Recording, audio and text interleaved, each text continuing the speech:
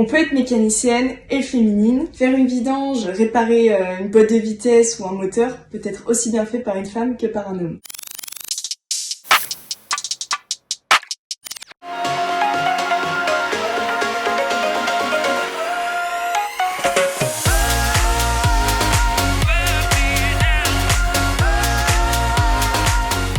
Je ne peux plus entretenir le fait que ce soit réservé aux masculins et aux filles qui sont masculines. J'aurais été agent immobilière, j'aurais voulu me coiffer, me maquiller.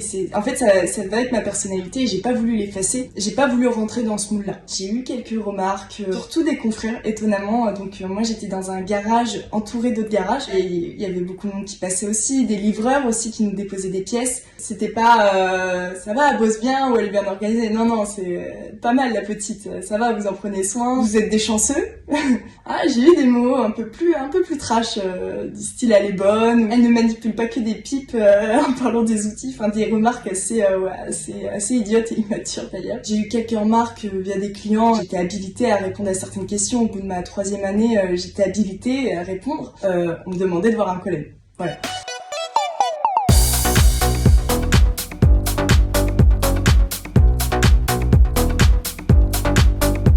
Ce qui me plaît le plus, c'est d'avoir une voiture qui ne marche pas et qu'elle reparte. J'ai une satisfaction quand elle quitte le garage incroyable. En revanche, c'est beaucoup d'adaptation pour la taille, le poids, la force. J'ai commencé la musculation pour pouvoir porter les mêmes poids et ça a payé parce que c'est vrai que j'arrive même à porter plus de poids que mon collègue, l'autre apprenti.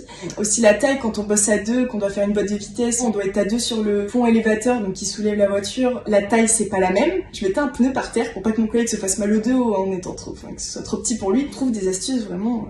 mais pour tout quoi. J'ai commencé à être intéressée via mon père qui m'avait emmenée quelques fois dans des musées blindés à Saumur qui renferment des tanks qui ont vécu la guerre, juste par passion, donc en tant que bénévole. Il réparait des tanks et du coup il m'emmenait avec lui quand j'étais vraiment toute petite. Mais j'ai vraiment eu une révélation à partir de mes 14 ans. Mon père m'a offert ma première moto, donc c'était une 50. Donc je suis partie en alternance à partir de mes 15 ans. J'ai commencé à chercher un garage. Ma pauvre mère m'a emmenée dans tous les garages, on en a fait en total une 30aine et je n'ai eu qu'une réponse positive. 70% ils pensaient que c'était pour du secrétariat. J'ai eu un monsieur qui m'avait, un patron, qui m'avait dit que j'allais déconcentrer ces gars. Ça peut être difficile à cause des a priori. Si je pouvais donner des conseils à des filles qui veulent rentrer dans ce genre de filière type masculine, moi je leur conseillerais vraiment d'y aller, se freiner à cause d'un cliché, c'est entretenir le cliché. Si on y va toutes, ça deviendrait quelque chose de normal. Le conseil que je pourrais donner aussi, c'est de ne pas avoir de déni. Il faut savoir que oui, on va se prendre des remarques.